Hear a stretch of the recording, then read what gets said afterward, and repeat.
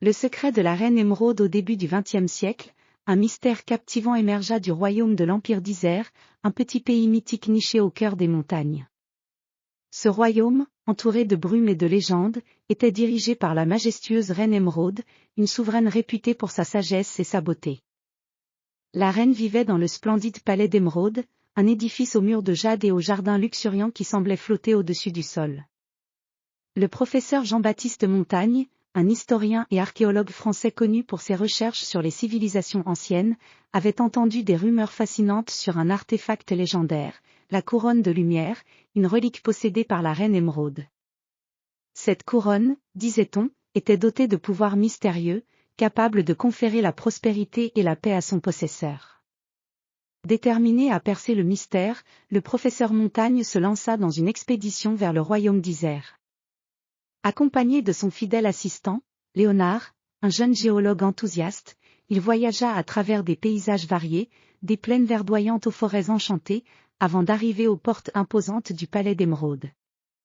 Le palais, majestueux et imposant, était entouré d'un fossé de cristal pur, dont les eaux scintillaient sous les rayons du soleil. Les visiteurs étaient accueillis par une grande porte ornée de sculptures complexes représentant des scènes mythologiques. À l'intérieur, les corridors étaient tapissés de tapisseries de soie et les plafonds étaient décorés de fresques délicates illustrant les exploits des ancêtres royaux. Le professeur Montagne et Léonard furent reçus avec des honneurs dignes de leur statut par la reine Émeraude elle-même. La reine, vêtue d'une robe d'un vert profond qui semblait capturer les reflets des pierres précieuses du palais, les accueillit avec une grâce infinie. Son visage, d'une sérénité presque éthérée, était encadré par des cheveux d'une couleur dorée éclatante. « Bienvenue au palais, dit la reine d'une voix mélodieuse. Je suis honorée de vous recevoir, professeur Montagne. Votre quête pour la couronne de lumière est bien connue, et je suis prête à vous aider dans votre recherche. » Le professeur, ébloui par la magnificence du palais et la courtoisie de la reine, exprima sa gratitude. « Votre Majesté, votre générosité est aussi légendaire que les trésors que vous protégez. Nous cherchons à comprendre les secrets de la couronne et à savoir si elle détient vraiment les pouvoirs qui lui sont attribués. » La reine les conduisit dans les profondeurs du palais, à travers des couloirs labyrinthiques et des salles remplies de trésors anciens. Ils arrivèrent finalement dans la grande salle des archives, où de nombreux manuscrits anciens et artefacts étaient soigneusement conservés. Au centre de la salle se trouvait un coffre en bois incrusté de pierres précieuses, fermé par un verrou complexe. « Voici le coffre contenant la couronne de lumière, » expliqua la reine. Cependant, pour y accéder, il faut résoudre une série d'énigmes, chacune testant la sagesse et l'ingéniosité de celui qui souhaite la découvrir. Montagne, fasciné par le défi, accepta avec enthousiasme. Les énigmes étaient d'une complexité rare, nécessitant une connaissance approfondie des légendes antiques et des sciences occultes. Avec l'aide de Léonard, le professeur entreprit de résoudre ces défis. Les jours passèrent et les énigmes furent progressivement résolues. Chaque réponse révélait un indice sur le véritable pouvoir de la couronne.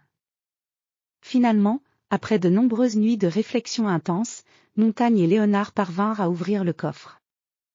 À l'intérieur, la couronne de lumière scintillait d'une lueur douce et apaisante. Elle était ornée de gemmes d'une beauté inégalée et d'une finesse artisanale remarquable. La reine, observant le trésor avec une expression de satisfaction, expliqua que la couronne n'avait pas seulement un pouvoir magique, mais représentait également l'unité et la paix que le royaume avait cherché à promouvoir. La véritable puissance de la couronne réside dans la sagesse et la compassion, dit la reine. Elle n'est pas simplement un artefact magique, mais un symbole de ce que nous pouvons accomplir lorsque nous travaillons ensemble pour le bien commun. Le professeur Montagne, impressionné par la profondeur des enseignements de la reine Émeraude, remercia chaleureusement la souveraine pour son aide.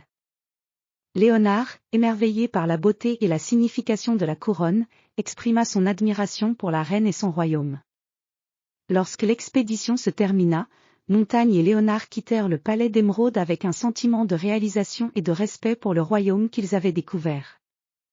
Le secret de la couronne de lumière avait été révélé non seulement comme une relique de beauté, mais aussi comme un symbole de la véritable richesse que l'harmonie et la sagesse pouvaient apporter. Le voyage de retour fut marqué par une réflexion profonde sur les leçons apprises, et l'histoire du royaume d'Isère, de la reine émeraude et de la couronne de lumière se répandit à travers le monde comme une inspiration pour ceux qui cherchaient à comprendre les véritables trésors de l'humanité.